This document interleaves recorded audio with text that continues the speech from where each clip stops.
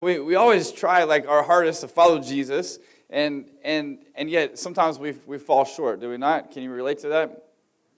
And if you look in the Bible, you won't see a perfect person or Jesus follower, and that's because there isn't one except Jesus himself, the sinless person of Christ that was born of a virgin, born of the Spirit. And so this idea, this concept of us following Jesus is sometimes a difficult thing. It's an extraordinary thing where we find a lot of joy and completion in our position in Christ. Following Jesus kind of reminds me of fishing, because I'm not so good at fishing, okay? And when I go fishing, like, it's a really cool thing when I catch something, especially when I catch something that's worth keeping, because a lot of times it doesn't work out that well for me.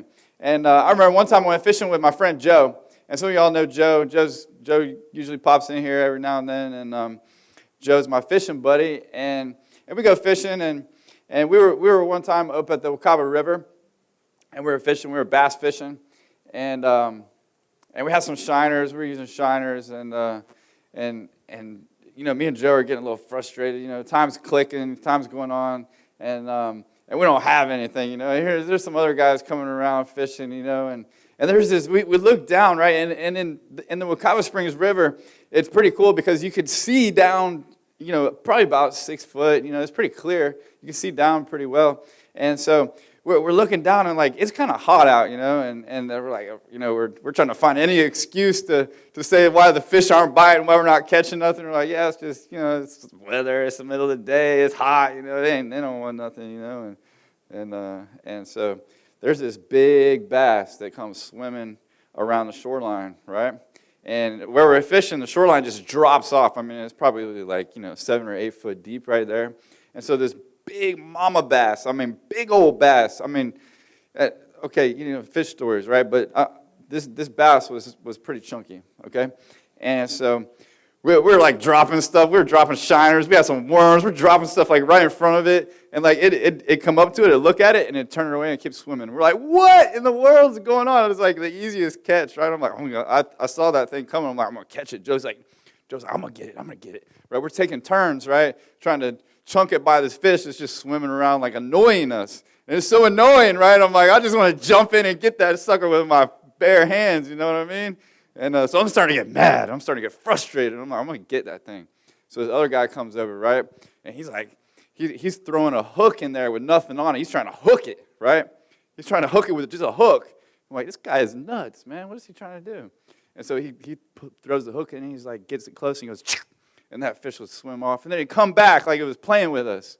And finally, that dude got it, right? He hooked it in the tail, right? And pulled it up from the tail. And we're so mad. We're like, me and Joe were like, oh, man, this guy, you know, he just pulled a fish out with a hook, you know? and so I got a picture of it. This is my friend Joe, right? He had a picture with the fish, right? This is the bass that was messing with us, right? And so to take it a step further, right, we got really frustrated and really mad, right? Because after this picture was taken, guess what the guy did with it? He threw it back in. I'm like, man, that's a good bass nugget. It could have came out of there, you know. You know, we felt like failures, me and Joe, after fishing, and sometimes that's how we feel, right? When we're dealing with our struggles, with our sin, we get frustrated, we get discouraged. We feel like, you know, following Jesus, is this really for me? Is this something that, you know, is this really real? Is God really real in my life? You know, am I good enough to follow Jesus? And those are legitimate questions that rise up in your own mind. Romans chapter 14, Paul says this. He starts out and he says, I know that all God's commands are spiritual. He says, but I'm not. He says, isn't this also your experience? Yes, I'm full of myself after all. I've spent a long time in sin's prison. What I don't understand about myself is that I decide one way, but yet I act another, doing things absolutely I despise. Yet if I can't be trusted to figure out what's best for myself and then do it, it becomes obvious that God's command is necessary. And so Paul, this is saved Paul. This is Paul that is post-Christ experience. Like, this is Paul that's preaching, and he's saying that I have this struggle. I have this thing inside me. I have this struggle that I want to follow Jesus, but this thing inside me is urging me not to. I've made a commitment to follow God's commands, to follow God's laws, to follow Christ with all that I have, but it's difficult. One thing that can hinder us, which is a prideful thing, is self-righteousness also. See, there's a flip side of this, right? Because you can also get so self-righteous and say, I'm following Jesus, I'm doing the right thing, I'm doing everything I need to do, I'm not even sinning anymore. Look, I haven't sinned in like a week, look at me, And you're like patting yourself on the back, doing good. And yet, and what are you doing? You're trying to earn favor with God. And yeah, you want to do that. You want to follow a Christ-like life. You want to be more like Jesus. But see, there's a healthy balance. See, we need Jesus. We have a necessity for Jesus.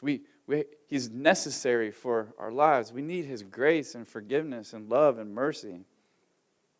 Consciously struggling through sin doesn't make you a hypocrite. It makes you a real Christian.